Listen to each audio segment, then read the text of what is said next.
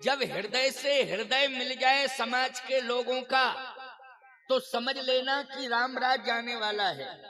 और यदि हृदय में कहीं दूरियां रहीं तो केवल कल्पना करते रह जाओगे, मात्र सोचते रह जाओगे, लेकिन राम राज्य नहीं आएगा।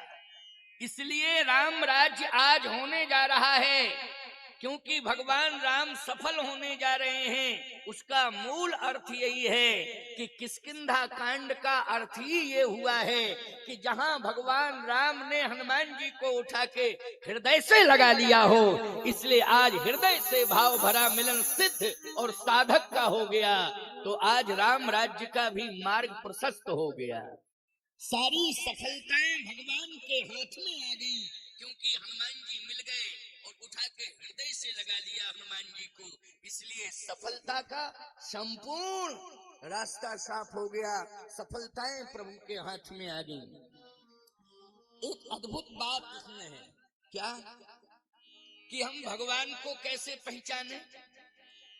भगवान को पहचानने के लिए अगर शंख चक्र गदा पद्म लेकर के भगवान किष्किंधा कांड में आ गए होते तो समझ में आता कि ये लक्ष्मी नारायण आ गए। क्यों भाई? शंख चक्र गदा पद्म लेकर के, क्योंकि कौशल्या अम्बा को भी स्पष्ट रूप से तब जानकारी मिल पाई, तब वो महिमा समझ पाई जब दिखरावा मातहि निज अद्भुत रूप अखंड, रोम रोम प्रतिलागे कोटि कोटि ब्रह्मांड, तब कौशल्या अम्बा समझ पाई। लेकिन कौशल्या अम्बा के सामने तो निज आयुध भुजचारी शंख चक्र गदा पद्म लेकर के श्री नारायण लक्ष्मी नारायण प्रकट हो गए। और मैं तो कहता हूं कि परम शक्ति समेत अवतरी हो। इसका मतलब अकेले नहीं प्रकट हुए हैं, बल्कि लक्ष्मी नारायण दोनों ही प्रकट हुए हैं। बोलिए लक्ष्मी नारायण भगवान की परम शक्ति समेत अवतरी हो। इसलिए प्रकट भयउ श्री कंता। तो यहाँ पर दोनों का दर्शन हो गया है, माता कौशल्या को। परंतु हनुमान जी के सामने भगवान क्या शंख चक्र गदा पद्म लेकर के प्रकट हुए हैं? बोलो भाई, नहीं हुए हैं। कैसे प्रकट हुए हैं, कैसे आए हैं? कौशले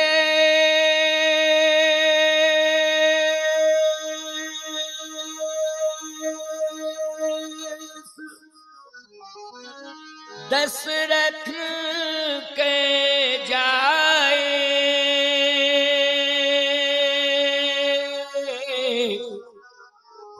हम पितु बचन मान बन आए। अच्छा, एक विशेषता और दिखाई दिए। क्या? छत्री रूप फिरहु बनवीरा।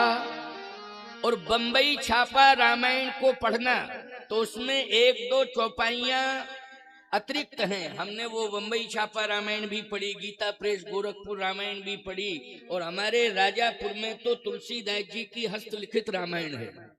उसकी फोटो कॉपी हमारे पास है, जो हस्तलिखित रामायण राजापुर में रखी हुई है, श्रीमद गोस्वामी तुलसीदास जी महाराज। उसकी फोटो कॉपी हमारे कामदगिरी में है, क्योंकि पुराने समय में ऐसा संबंध था राजापुर का और चित्रकूट का कि वो प्रति हमारे यहाँ आई है कामदगिरी में। तो वहां मैंने बंबई छापा में पढ़ा है कि जैसे हनुमान जी पहुंचे तो हनुमान जी ने प्रभु राम को देख करके, गोस्वामी तुलसीदास जी लिख रहे हैं, ये चौपाई तो गीता प्रेस गोरखपुर रामायण की है, जो सामने ग्रंथ रखा हुआ है। जैसे ही हनुमान जी पहुंचे तो माखनाए पूछत यश भयउ, प्रणाम किया। अच्छा भाई, जब विप्र रूप धर कपित गए, जब ब्राह्मण का भेष बना करके हनुमान जी गए हैं, तो ब्राह्मण का भेष बना करके गए हैं, तो आप जानते हो रघुवंशी यहाँ ज्यादा बैठे हुए हैं। वैसे तो सभी समाज के लोग बैठे हैं, लेकिन मैं रघुवंशियों से पूछना चाहता हूँ और सर्वसाधारण समाज से सबसे पूछना चाहता हूँ कि अगर कोई ब्राह्मण सामने आ जाता है तो क्षत्रिय को ब्राह्मण प्रणाम करता है कि ब्राह्मण को क्षत्रिय प्रणाम करता है? जल्दी बोलो। तुम बैठ जाओ भगत जी, फिर तुमसे बाद में बात करेंगे। क्योंकि ये भावावेश में इतने आ जाते हैं कि इनका पावर जो है पता नहीं कितना बढ़ जाता है नहीं, और इनके अंदर ऊर्जा कितनी आ जाती है नहीं। मैं देख रहा हूं तुम्हारे पावर को कि तुम मेरे पावर को भी चैलेंज दे रहे हो, तुम साधारण नहीं हो, है ना। इसलिए बैठो बैठो बैठो, भक्त है हमारी कथा में पहुंचता ही है, और सबकी कथा में पहुंचता है। यज्ञ जहाँ होते हैं, कथा जहाँ होती है, वहां पहुंचता है, भक्त है। लेकिन बस साइलेंट। हाँ, समझना मेरी बात को। आओ सुनो, बहुत बढ़िया बात आपको सुनाऊं। बातें तो बहुत करनी है, लेकिन कल सुनाएंगे। लेकिन आज हम फिर भी, भले ही विलंब हो गया है, लेकिन थोड़ा विलंब तक सुना देंगे, ठीक है ना। हाँ, चिंता मत करना। लेकिन इसी तरह से बिल्कुल मन को एकाग्र करके बैठना। बड़ा सुंदर भाव, बड़ा सुंदर चिंतन मैं सुना रहा हूं, बहुत ही सुंदर चिंतन है, इसको सुनिए। क्षत्रिय हमेशा ब्राह्मण का आदर करता है। लगभग सभी समाज के लोग संत का और ब्राह्मण का, गौ का बोलो आदर करते आए कि नहीं। यहाँ तक परंपरा है कि भगवान ने भी आदर किया है। यहाँ हनुमान जी किस भेष को बना करके किष्किंधा कांड में भगवान से मिले, तो भेष की चर्चा हो रही है, गोस्वामी जी ने की है। विप्र रूप धर कपितहि गए, विप्र रूप धर कपितः गए। विप्र ब्राह्मण का भेष बना करके गए। अच्छा, मैं आपसे पूछना चाहता हूं, अगर ये शिव हैं तो शिव से बानर बने, बोलो 11वें रुद्र में क्या बन गए, बानर बन गए। तो शंकर जी ही हनुमान बने हैं, लेकिन बानराकृति है। बानराणाम धीशम रघुपत प्रिय भक्तम बात जातम नमामि, बानर बन गए। परंतु आपको क्या बतावें, शिव से बानर बने और बानर से ब्राह्मण बन गए। क्यों भाई, बन गए कि नहीं? अच्छा भाई, ब्राह्मण है नहीं, लेकिन ब्राह्मण बन गए। क्यों बन गए कि नहीं? क्या बन गए ब्राह्मण? ब्राह्मण अपनी इच्छा से नहीं बने। हाँ, याद रखना, ब्राह्मण अपनी इच्छा से नहीं बने, सुग्रीव ने बनाया है। सुग्रीव ने कहा, धरवट रूप देखते ही जाई, कहे सुजाएगी सैन बुझाई, ब्राह्मण बन के जाओ। हनुमान जी ने कहा कि हम बानर हैं, ब्राह्मण क्यों बना रहे हो? कहे मैं कह रहा हूं ब्राह्मण बन के जाओ। क्योंकि ब्राह्मण आजकल विपरीत वाणी बोली जा रही है, विरोध में वाणी बोली जा रही है, गलत प्रचार किया जा रहा है कि ब्राह्मण के द्वारा विरोध पैदा होता है।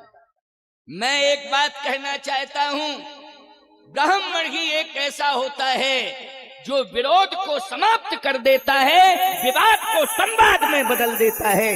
ये ताकत है ब्राह्मण में, विवाद को संवाद में। संत तुलसीदास जी महाराज, इन्होंने रामचरितमानस की सूची पढ़ना, पूरी सूची निकाल के पढ़ लेना रामायण की।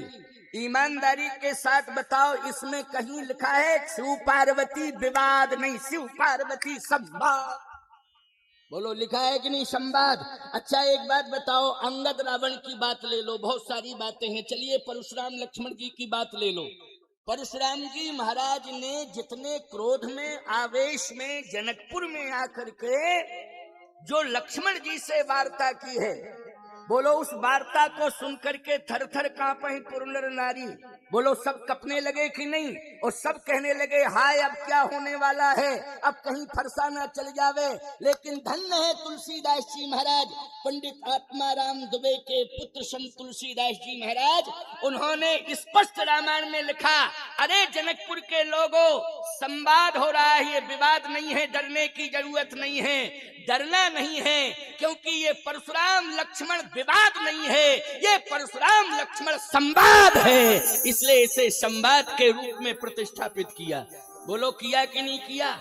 इतना बड़ा विवाद हो रहा था, लेकिन उसे संवाद बना दिया। ये है संत ब्राह्मण की देन। मैं कोई पक्षपात की बात नहीं कर रहा हूं।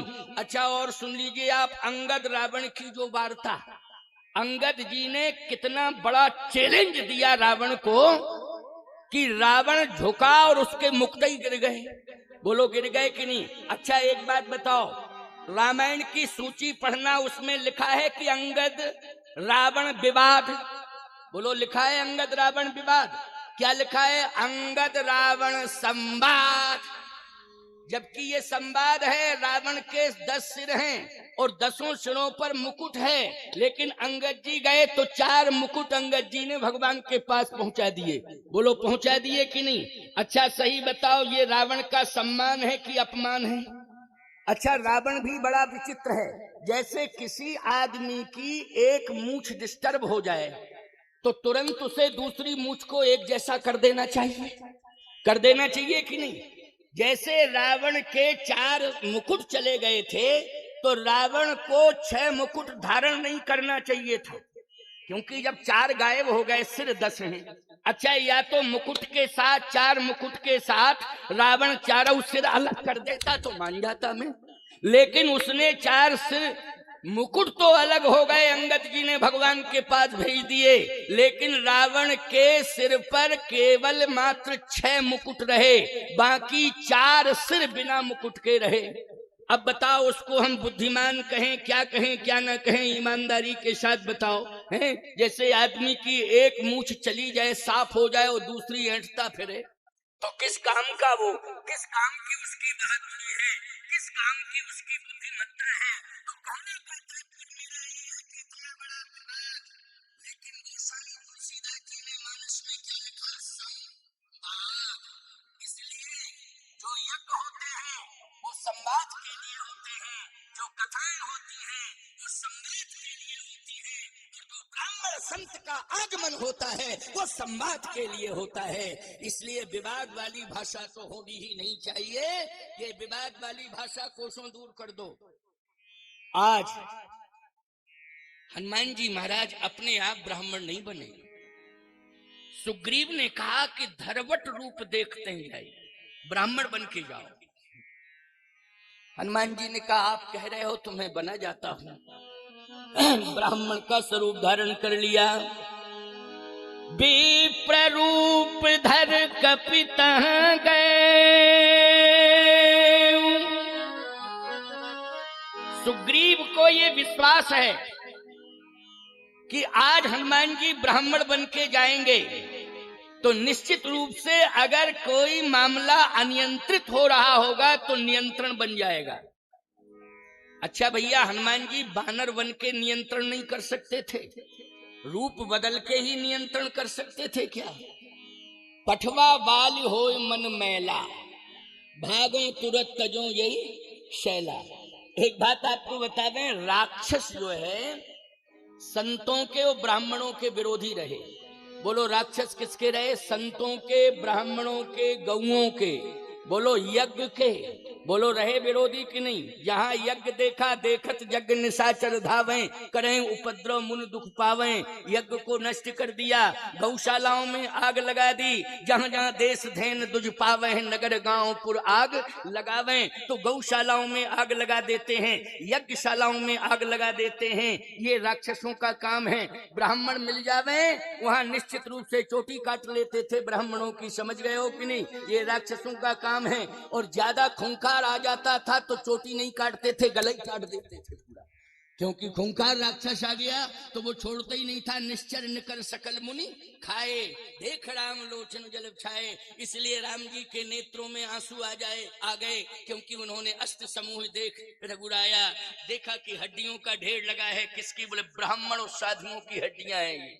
ये ब्राह्मण साधुओं की हड्डियां हैं, उनका पहाड़ है। ये देख करके भगवान के नेत्रों में आंसू आ गए थे। कहने का तात्पर्य मेरा ये है कि सुग्रीव सोच रहा है कि यदि हनुमान जी को हम ब्राह्मण बना करके भेज देंगे तो हम बच जाएंगे, और बच ही नहीं जाएंगे, भाग जाएंगे। भागो तुरत तजो यही शैला, क्योंकि राक्षस ब्राह्मणों के दुश्मन हैं।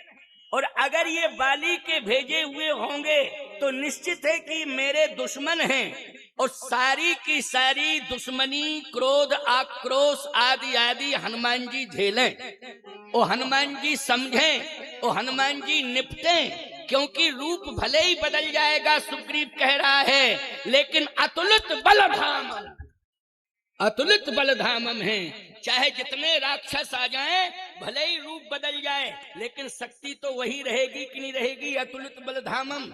इसलिए ये अपनी शक्ति के प्रभाव से, क्योंकि भेष देख करके, ब्राह्मण का भेष देख करके राक्षसों की असलियत प्रकट हो जाएगी और हनुमान जी के बल के प्रभाव से इन राक्षसों की नीति काम नहीं करेगी और ये राक्षस मुझे मारने में सफल नहीं हो पाएंगे।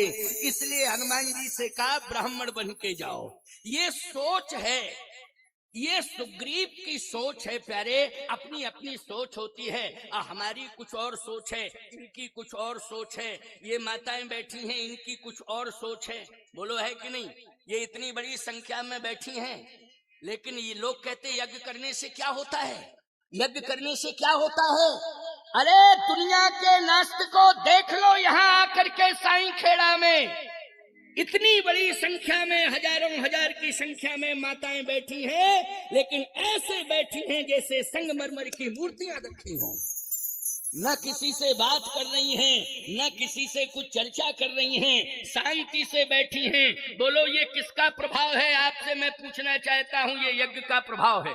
बोलो है यज्ञ का प्रभाव कि नहीं? ये तो हजारों की संख्या में बैठी हैं।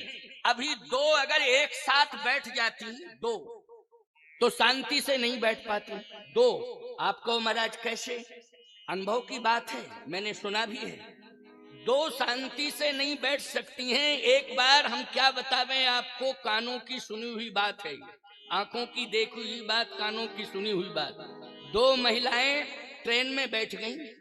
अब ट्रेन में बैठी, हम तो महात्मा हैं, बहुत पुरानी बात है।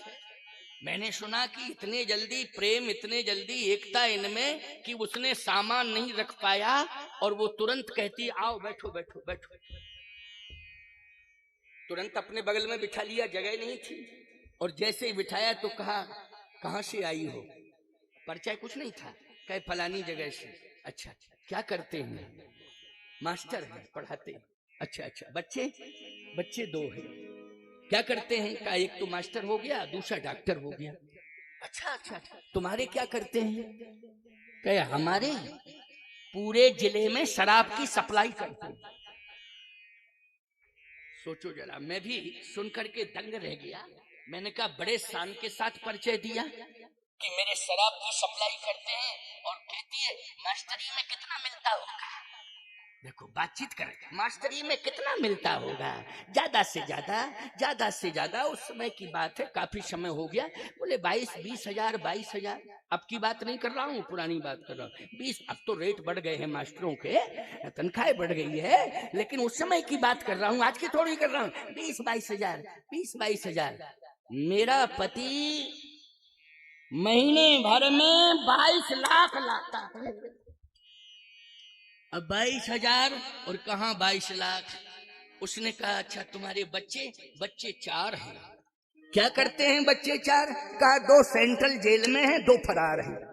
अब क्या फायदा है ऐसे बच्चे पैदा करके? ईमानदारी से बताओ, ऐसा धन पैदा करने से क्या फायदा है कि जिस धन के आने से बच्चे बिगड़ जाएं और कुछ बागी हो जाएं, फरार हो जाएं, कुछ जेल में सड़ते रहें, जेल की रोटियां खाएं। ऐसा धन कमाने से कोई फायदा नहीं है। हिंदुओं, सनातनियों, धन तो कमाना चाहिए, लेकिन जिस धन में धर्म हो उसी धन को स्वीकार करना चाहिए। बाकी जिससे अधर्म आता हो ऐसे धन का बहिष्कार कर देना चाहिए। मैं इसलिए इस बात को कह रहा हूं कि जिसके पास धन होता है, धर्म नहीं होता है, उसका समूल नष्ट हो जाता है, और जिसके पास धर्म होता है वो विजयश्री को प्राप्त हो जाता है, उसका इतिहास अमर हो जाता है, उसका कीर्ति स्तंभ समाज में स्थापित हो जाता है। इस धरित्री पर यत्र तत्र सर्वत्र कीर्ति पताका फहराती है। इसलिए धन भी कमाओ, लेकिन धर्म होना चाहिए। यदि धर्म चला गया तो ये धन तुम्हें रसातल में ले जाएगा। आज हमें बड़ी प्रसन्नता हो रही है कि साईं खेड़ा में अरे बड़े बड़े महानगरों में हमने बड़े बड़े उद्योगपति देखे, ऐसे ऐसे उद्योगपति देखे हैं मैंने कि जिनकी आलीशान हवेलियां हैं, जिनकी गगनचुंबी इमारतें आकाश को छू रही हैं, ऐसे ऐसे लोगों को मैंने देखा। लेकिन मैं सत्य कहता हूं, वो धन उनकी दीवालों से कान लगा करके कोई सुन ले, उनकी दीवालों से वो आवाज क्रंदन की आ रही है, चीख की आ रही है। लेकिन मैं कहता हूं कि आज साईं खेड़ा हो, चाहे सिलवानी हो, चाहे आसपास के गांव के जितने भक्त बैठे हैं, कान हम लगाएंगे तो तुम्हारी दीवाल से श्री राम जय राम जय जय राम, श्री राम जय राम जय जय राम की ध्वनि आ रही है, सुनाई दे रही है, गूंज रही है। सुबह प्रभात फेरी हर गांव में प्रायः होती होगी, और या जिन गांवों में नहीं होती है प्रभात फेरी, राम नाम संकीर्तन, वो परंपरा को डालो, उस परंपरा से जोड़ो अपने गांव को। क्योंकि आज समय आ गया है कि हमारे रोम रोम में राम होना चाहिए, हमारी जिह्वा पर राम का नाम होना चाहिए। याद रखो, अगर ये परंपरा तुम्हारी अक्षुण्ण रही तो मैं दावे के साथ कह सकता हूं, अयोध्या में बाद में रामराज जाएगा, पहले तुम्हारे क्षेत्र में रामराज आ जाएगा। राम राज्य की शुरुआत यहीं से होगी, ये मैं हृदय की आवाज कह रहा हूं। आज ध्यान से सुनना। सुग्रीव जी ने कहा, हनुमान जी ने कहा ठीक है आप कह रहे हो तो मैं ब्राह्मण बना जाता हूं। ब्राह्मण बन के हनुमान जी कहे, अच्छा अब रिहर्सल तो हुई नहीं, डायरेक्ट तत्काल बने। क्यों भाई, जैसे रामलीला में तुम कोई अभिनय देते हो तो अभिनय में रिहर्सल करवाते हो 10-15 दिन की, नहीं रामलीला होती होगी तुम्हारे, पहले तो होती थी, लेकिन अभिनय देते हो तो पहले 15 दिन महीने भर तक रिहर्सल होती है, तब वो रिहर्सल पूर्ण होने के बाद एक्टर सफल होता है। नहीं तो तत्काल अगर किसी को अभिनय दे दिया जाए और उसकी रिहर्सल न कराई जाए तो अभिनय करने वाला फेल हो जाता है। क्यों भाई, हो जाता है कि नहीं, वो बुरी तरह से फेल हो जाता है, सफल नहीं होता है। तो मैं कहना ये चाहता हूं कि हनुमान जी को तत्काल कहा सुग्रीव जी ने, हनुमान जी ने कहा ठीक है आप कह रहे हो तो मैं बना जाता हूं। अब जैसे हनुमान जी गए तो लक्ष्मण जी ने कहा भैया भैया भैया भैया। भगवान ने कहा क्या बात है? ब्राह्मण देखो सामने आ रहा है, ब्राह्मण का दर्शन, ब्रह्म देवता का दर्शन आज प्रभावित कर रहा है मेरे हृदय को। लगता है कि जैसे पंडित जी आवे तो हम तुरंत ही चरणों में गिर जाएं, आशीर्वाद ले लें, क्योंकि इनके आशीर्वाद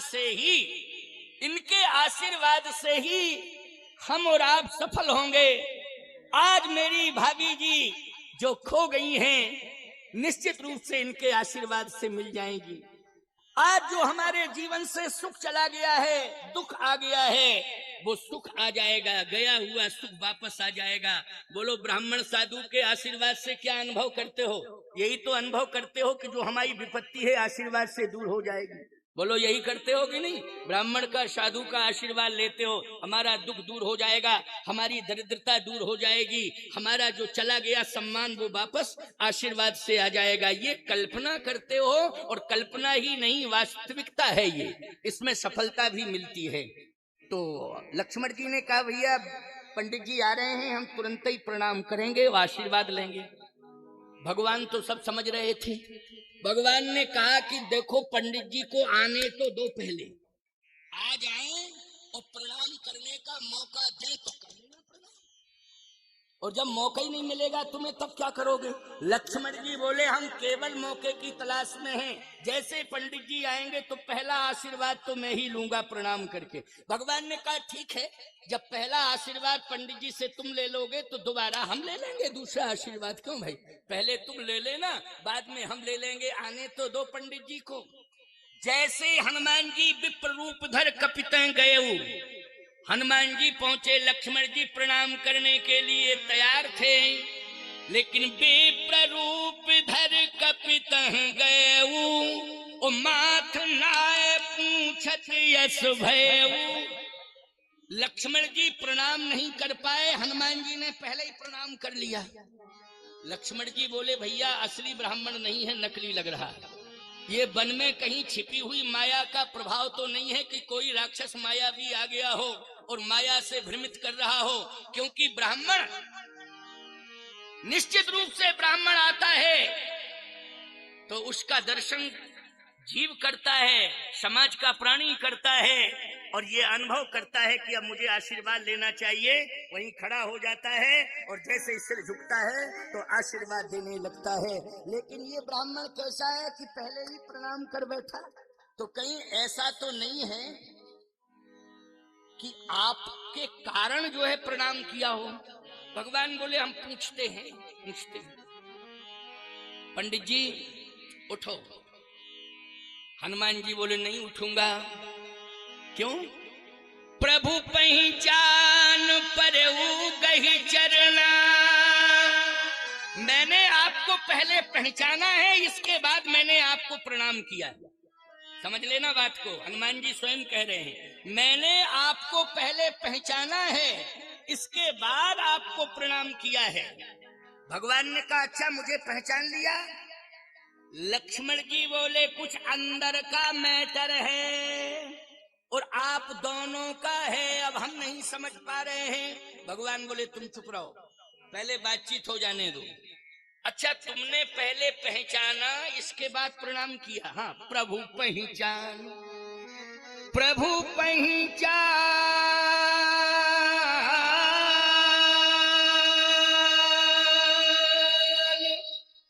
परऊ गही चरना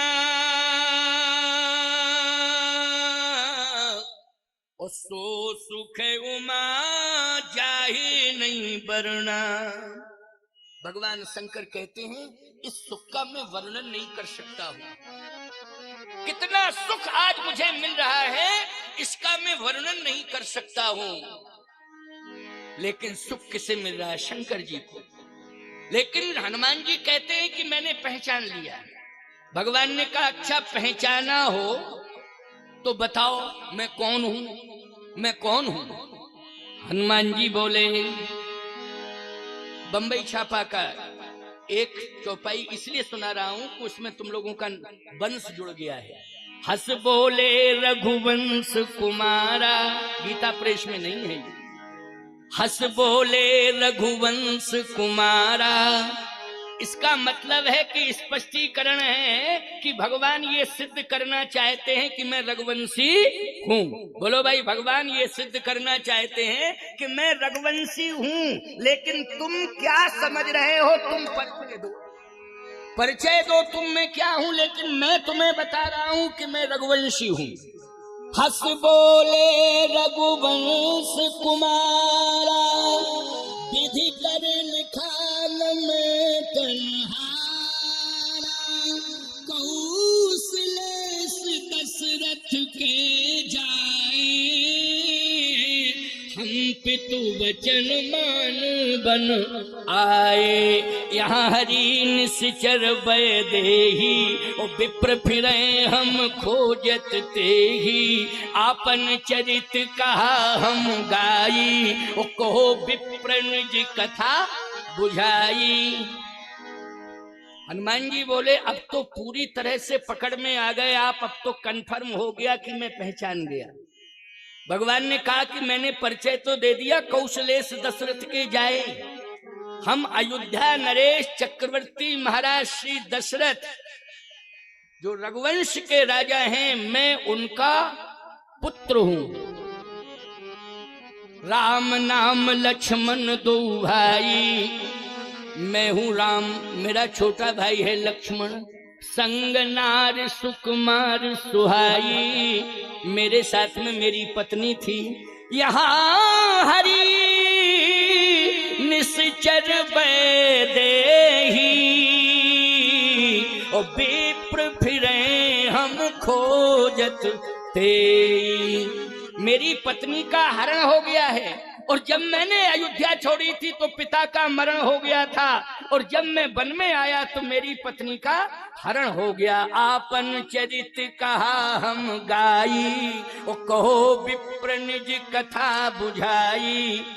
हनुमान जी बोले पिताजी का मरण और पत्नी का हरण कोई गा के सुनाएगा? क्यों भाई, कोई गा के सुनाएगा? ईमानदारी के साथ बताओ, किसी के पिता का मरण हो जाए और पत्नी का हरण हो जाए, चोर चुरा के ले जाए, डकैत बदमाश आतंकवादी उठा के ले जाए, और हम कहें क्या बात है, तुम कौन हो, अपनी बात बताओ, वो कहे पहले तबला लाओ, हारमोनियम लाओ, ढोलक लाओ, नच के गा के मजीरा बजा के सुनाएंगे। अच्छा बोलो भाई, ईमानदारी के साथ बताओ, देखने वालों को यही लगेगा कि नहीं ये दिमाग से डिस्टर्ब हो गया है, इसलिए इसका दिमागी इलाज होना चाहिए। बोलो यही सोचा जाएगा कि नहीं? हनुमान जी ने कहा कि प्रभु अब मैं समझ गया कि आप जो है ब्रह्म हैं, इस धरती पर आप जो है अवतरित हुए हैं, और इस धरती पर आप इसलिए अवतरित हुए हैं कि धरती का भार, इसका अंत करने के लिए, भार का हरण करने के लिए आप अवतरित हुए हैं। मैं समझ गया। जग कारण तारण भव भंजन धरनी भार, के तुम अखिल भुवन पति लीन मनुज अवतार। आपका यही परिचय है कि आप जगत के जन्म के कारण हैं। ये संपूर्ण जगत, इसके जन्म के कारण आप हैं। अच्छा एक बात बताओ, ब्रह्मांड निकाया निर्मित माया रोम रोम प्रति वेद कहे, ये पूरा जगत किसकी मुट्ठी में है? पूरा ब्रह्मांड किसकी मुट्ठी में है? भगवान की मुट्ठी में है। बोलो है कि नहीं? हम जितने भी प्राणी हैं, ईश्वर अंश जीव अविनाशी, चेतन अमल सहज सुख राशि, समस्त जीव ब्रह्मांड के अंदर रहते हैं। और ब्रह्मांड आदिपति कौन है?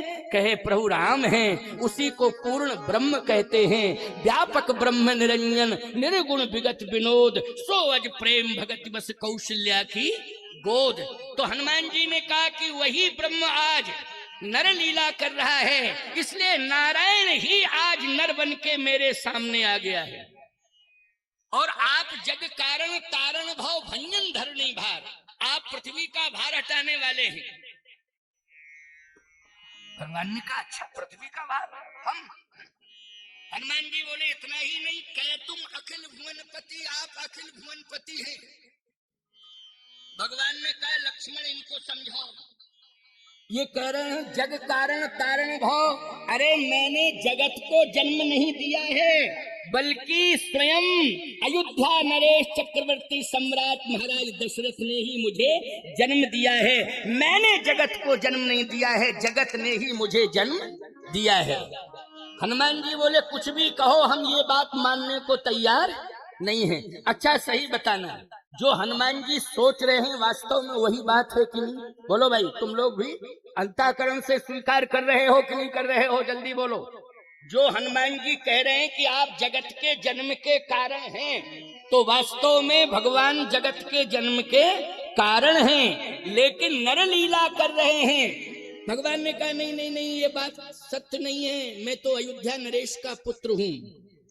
हनुमान जी ने कहा तो भंजन धरणी भार, आप पृथ्वी का भार हटाने वाले हैं। भगवान ने कहा नहीं नहीं, तुम्हारा भ्रम है, मैं पृथ्वी का भार हटाने वाला नहीं हूँ। अगर मैं पृथ्वी का भार हटाने वाला होता तो पृथ्वी की पुत्री सीता मेरी भार्या है, मानी पत्नी है, जिनका हरण हो चुका है। तो अभी तक मैं अपनी पत्नी का भार हटा नहीं पाया हूँ, सारी पृथ्वी का भार कैसे हटा पाऊंगा? इसलिए ये सोचना भी उचित नहीं है।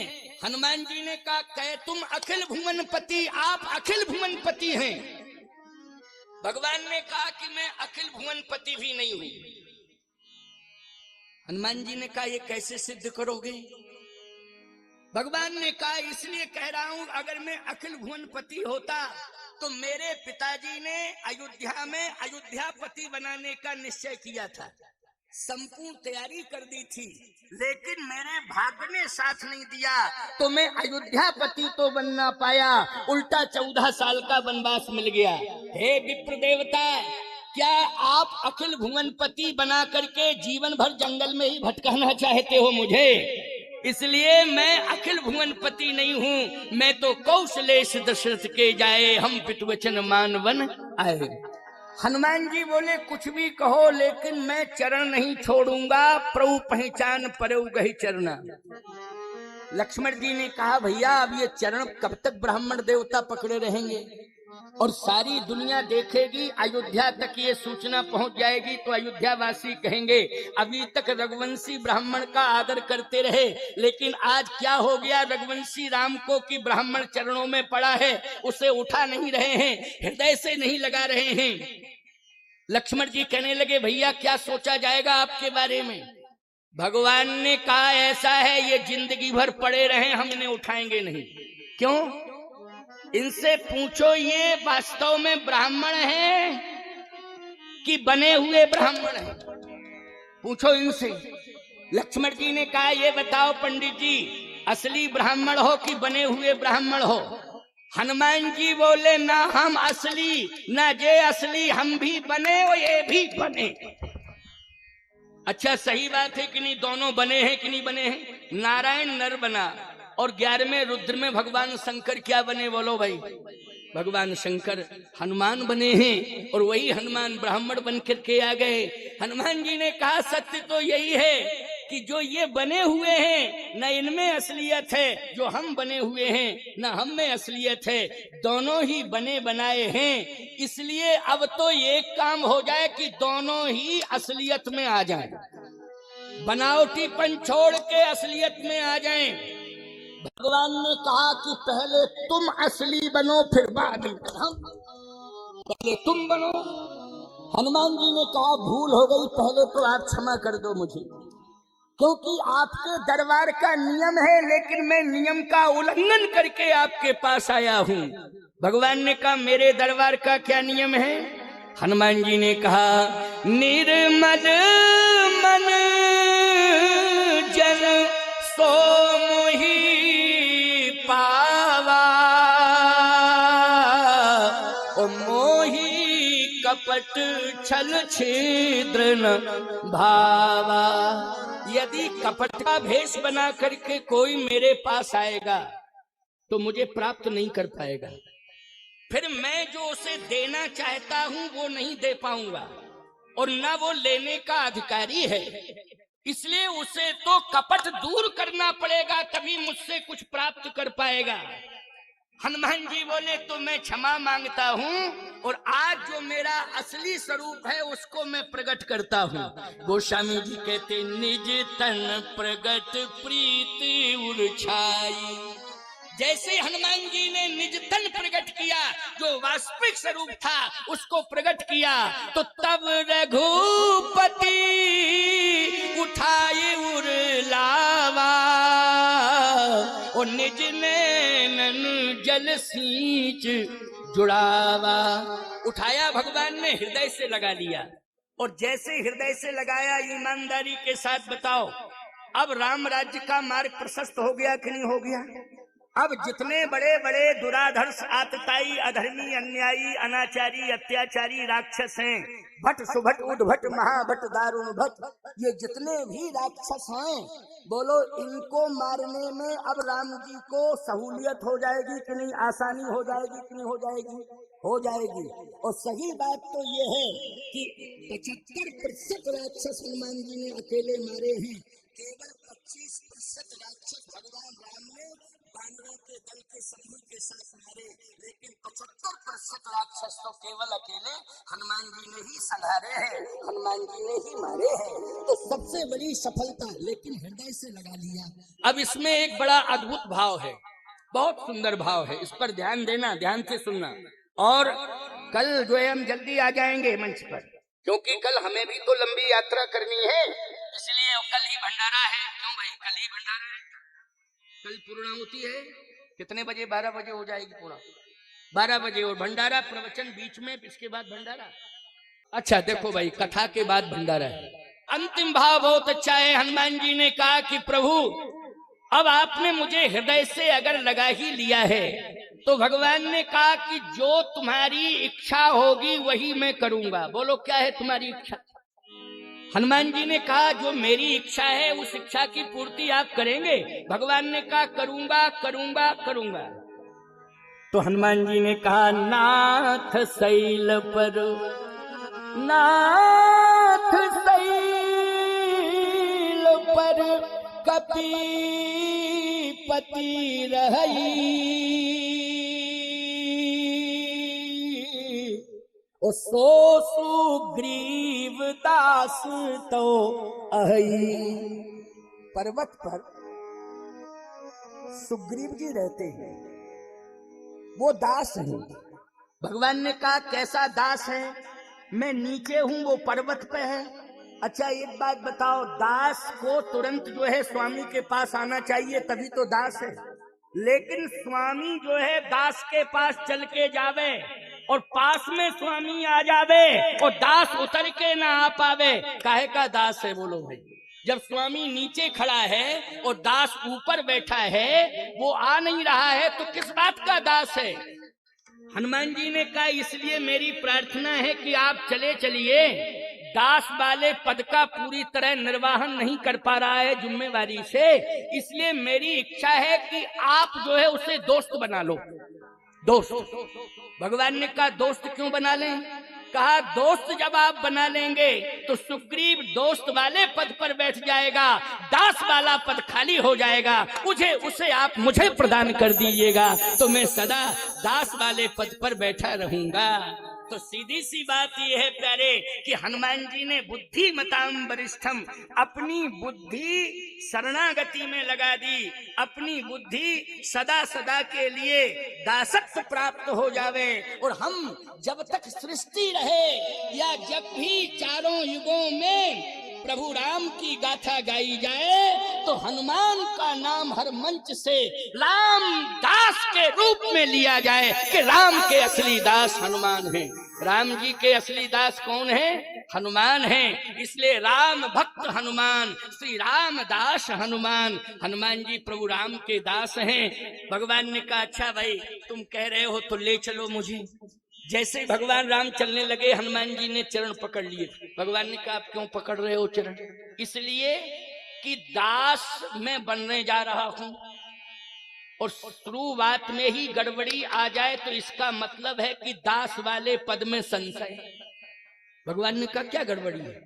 गड़बड़ी ये है कि सेवक के रहते हुए, दास के रहते हुए स्वामी को पैदल चलना पड़े, ये गड़बड़ी नहीं है तो क्या है? लक्ष्मण जी बोले बातें बहुत करते हो, साधन लाओ ना, साधन लाओ। हनुमान जी बोले हम किसी से मांगते नहीं, हमारी आदत है हम किसी से मांगते नहीं हैं। लक्ष्मण जी ने कहा जब मांगते नहीं हो, साधन है नहीं, तो फिर मजबूर क्यों कर रहे हो, रोक क्यों रहे हो?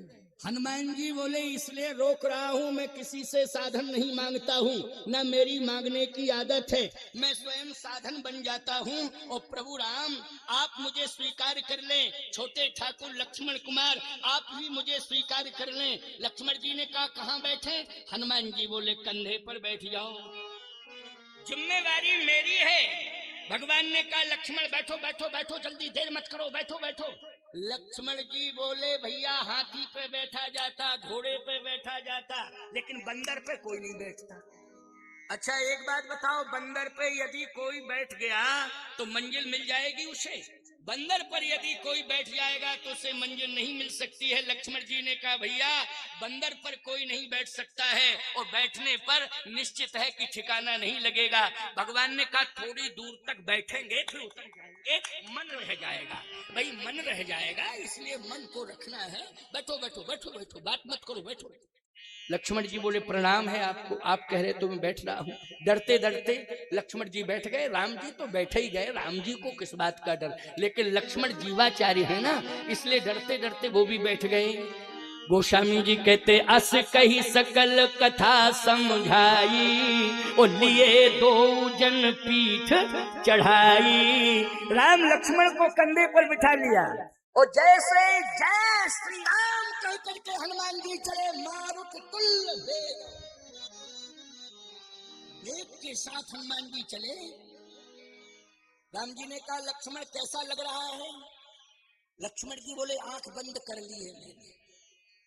क्यों कर ली तुमने आंख बंद? क्या बात है? बोलो बोलो बोलो भाई क्या बात है, आंख बंद क्यों कर ली? लक्ष्मण जी ने कहा आंख खोले था, बहुत डर लग रहा था कि कहीं सामने पहाड़ से न टकरा जाऊं, और यदि टकरा गया तो सीधे खाई में जाऊंगा। इसलिए आंख बंद कर ली, क्योंकि आप मानते नहीं हैं। आपने कह दिया बैठो बैठो बैठो बैठो, मैं बैठ गया, लेकिन अब भय लग रहा है इसलिए आंख बंद कर ली है। पहाड़ से टकराने का डर है, गहरी खाई में, गहराई में जाने का डर है, कहीं गहरी खाई में न चला जाऊं, गहराई में न चला जाऊं, पहाड़ से न टकरा जाऊं। भगवान ने कहा हनुमान बस तुम्हारी सेवा को मैंने स्वीकार कर लिया, आप नीचे उतार दो। हनुमान जी बोले जब वचन दे देता हूं तो बीच में नहीं छोड़ता हूं, मंजिल तक ले जाता हूं। बीच बीच में छोड़ने का सिस्टम नहीं है। अच्छा बोलो, तुम हनुमान जी का दरबार पकड़ लोगे, उनके चरण पकड़ लोगे, विश्वास है कि बेड़ा पार हो जाएगा? जल्दी बोलो, बोलो है विश्वास कि नहीं? बेड़ा पार हो जाएगा, मझधार में नहीं डूबेंगे, अटकेंगे नहीं, झटकेंगे नहीं, लटकेंगे नहीं, बेड़ा अवश्य ही पार हो जाएगा।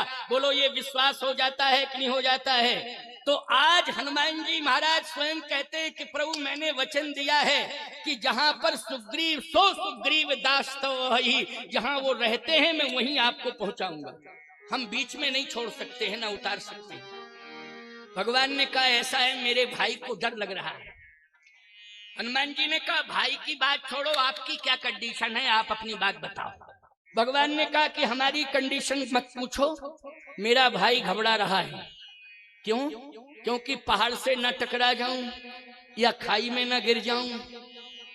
आप क्या सोच रहे हैं? हनुमान जी ने कहा कि आप अपनी बात बताओ। भगवान ने कहा कि मैं भी यही सोच रहा हूं कि बड़ा बेग है, इतना बेग है कि सामने पहाड़ है, हो सकता पहाड़ से न टकरा जाओ, और पहाड़ से टकराने का परिणाम होगा कि नीचे गहरी खाई है, उसमें जाने का डर है। इसलिए हम भी चिंतित हैं और हमें भी तुम्हारी चिंता सता रही है कि तुम पहाड़ से न टकरा जाओ, तुम गहरी खाई में न चले जाओ, हमें भी चिंता है। बस हनुमान जी ने जैसे ही सुना तो और तेज स्पीड कर दी हनुमान जी ने, और बेग बढ़ा दिया हनुमान जी ने। लक्ष्मण जी ने कहा समझाने का रिएक्शन हो रहा है, एक्सीलेटर बढ़ता ही चला जा रहा है, इसलिए आप बोलना बंद करो, आप आंख बंद कर लो, हम भी आंख बंद किए हैं। ज्यादा बोलने से काम बिगड़ता है, बनता नहीं है, इसलिए बिगड़ रहा है काम। भगवान ने कहा क्यों समझाने के बाद तुमने तेज रफ्तार क्यों कर दी? हनुमान जी ने कहा इसलिए कर दी कि पहले मैं चिंतित था, लेकिन अब मैं निश्चिंत हो गया। भगवान ने कहा पहले क्यों चिंतित थे, अब क्यों निश्चिंत हो गए हो? हनुमान जी ने कहा इसलिए पहले मैं चिंतित था कि मैं प्रभु को वचन दे चुका हूँ कि मैं निश्चित सुरक्षित, सर्वाधिकार सुरक्षित, पूर्ण रूपेण सुरक्षित आपको सुग्रीव के पास पहुंचाऊंगा। चिंता थी, लेकिन आज मुझे मालूम चल गया कि आपको ही मेरी चिंता है कि मैं गहरी खाई में न चला जाऊं, डूब ना जाऊं। तो हनुमान जी ने कहा जिस भक्त के जीवन की चिंता भगवान को हो जाती है, वह भक्त कभी गहराई में गिरता ही नहीं है, वह भक्त कभी अस्तित्व उसका नष्ट होता ही नहीं है। इसलिए आज मैं हमेशा हमेशा के लिए निश्चिंत हो गया, क्योंकि आप मेरी चिंता कर रहे हैं। और उसी समय हनुमान जी महाराज ने अपने जीवन को धन्य धन्य माना कि मेरा जीवन धन्य हो गया, क्योंकि प्रभु ने मेरे जीवन की चिंता की है और मुझे संभालने के लिए चिंतित रहते हैं। तो स्वामी जब मेरा सेवक को संभालने के लिए चिंता कर रहा है तो सेवक को चिंता करने की आवश्यकता नहीं है। इसलिए हनुमान जी महाराज आज जय श्री राम कह करके उत्साह से भर जाते हैं, और इतने में ही ऋष्यमुख पर्वत आ जाता है उस शिखर पर जहाँ सुग्रीव बैठा था। बस सुग्रीव जी ने भगवान को देखा, उसी समय चरणों में गिर गया और आंखों से आंसू निकल रहे थे, झरझर झरझर। भगवान ने कहा क्यों रो रहे हो, क्या बात है, व्यथा सुनाओ। सुग्रीव ने कहा कि व्यथा तो बहुत बड़ी है, नहीं फिर भी सुनाओ। लक्ष्मण जी ने कहा थोड़ा सा सुना तो दो। सुग्रीव ने कहा कि मेरी संपत्ति छीन ली और मेरे भाई ने मुझे लात मार के निकाल दिया, मेरी पत्नी छीन ली, रहूंगा नहीं तो क्या करूंगा। लक्ष्मण जी ने कहा भैया मिले तब ऐसे मिले, और दोस्ती कराई जा रही है तो ऐसे से कराई जा रही कि ब्रह्मा जी ने दोनों दोस्तों की जन्म पत्री एक ही जैसी लिख दी।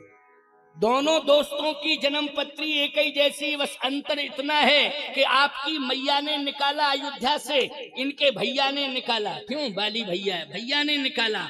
और थोड़ा अंतर इतना है कि भाभी जी चुरा ली गई और इसकी पत्नी छुड़ा ली, बस इतना अंतर है, ज्यादा अंतर नहीं है। अब आप क्या वचन दे सकते हैं, वचन दो। भगवान ने कहा बहुत बड़ी समस्या है, बड़ी चुनौती है। अब 5:18 हो गए हैं, कल बताएंगे कि क्या करना है।